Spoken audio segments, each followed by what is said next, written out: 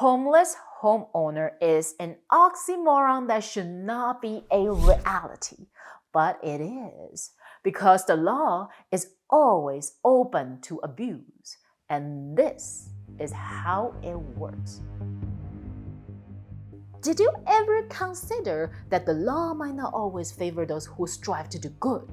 Even individuals who diligently pay their bills on time and lovingly maintain their homes can find themselves at risk of losing their residences and facing homelessness. Such is an unfortunate situation that Jason Roth found himself in. Jason was an aspiring pilot. It was his dream to ascend into the skies and fly among the clouds. Thus, unsurprising, Jason attempted to pursue a pilot's license, which begins with pilot school, certainly an expensive and lengthy endeavor. But who can blame him for chasing his dreams? I certainly applaud it. Unfortunately, the tuition fees create a large financial strain on Jason, up to a point when they became almost unmanageable. Pilot training is indeed expensive. However, Jason had an idea. He could compensate for the strain on his finances by renting out his house, his sole property, while downsizing his own living conditions. Jason came across Kareem Hunter, an incredibly nice person and, at least on paper, a very capable tenant. They connected immediately and things were just made sense. They signed a lease contract, a deposit was made, and everything was set. Jason could finally realize the dream he had always had.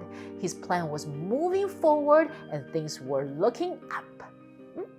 Jason and his loyal four-legged companion Wally located to a tiny apartment, but it certainly would be worth it.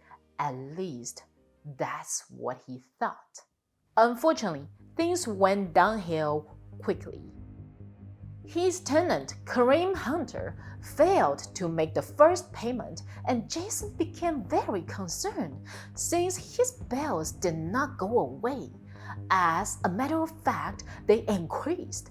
He now had to pay his mortgage, his pilot school, and his apartment, but things got even worse because his new freeloading tenant didn't even pay any of his utility bills. Struggling with mounting mortgage payments and utility bills, Jason was compelled to cut expenses, leading him to vacate his apartment and take refuge in his van. And now Jason faces the paradox of being a homeless homeowner with all the financial burden that home ownership entails, but zero benefit, all at the benefit of the deadbeat tenant. But you see, Kareem Hunter was quite clever. He understood the landlord and tenant dynamics afforded him by the law, all leaning to his own benefit, of course. Armed with real lease contract, it would be a long time before Jason could do anything of consequence to him. With that, Kareem took further advantage of the situation. He acquired a city-approved rental license and listed a part of the house on Airbnb. Yeah, you heard this right. A freeloading tenant who didn't pay a cent in rental fees commandeered a house and listed it for $150 a night for short-term rental. Ouch. Essentially, he not only neglects rent but also generates income through the basement Airbnb unit. And to add to it, I am left covering the utilities for that unit. Jason pleaded with Kareem, attempted numerous negotiations, even proposed a payment plan, but despite his efforts to somehow resolve the matter, it all proved fruitless.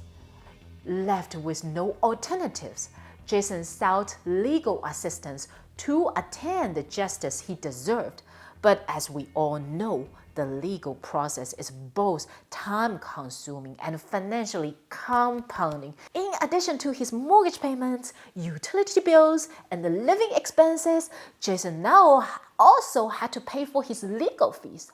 This was less of a problem for Kareem Hunter, the tenant, who managed to secure a free legal representation through the King County Bar Association's Housing Justice Project.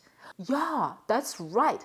The tenant, profiting from the basement unit on Airbnb without paying rent or utilities, received free legal assistance to protect him from unfair and unjust landlord practices. Oh, no! Wow. This is probably the most bold and blatant abuse of the law for individual gain that I've seen in quite a while in the rental market. Professional squatters are incredibly well versed in the dynamics of the law and the tools at their disposal. While the process is in limbo and slowly crawling through the courts, all benefits and rights belong to tenants. Predictably, the legal system moves slowly and inefficiently, and the professional squatters know that quite well. This case was filed in the Kings County courts, which historically already suffers operational constraints and are generally not very helpful to the challenges faced by homeowners like Jason Roth.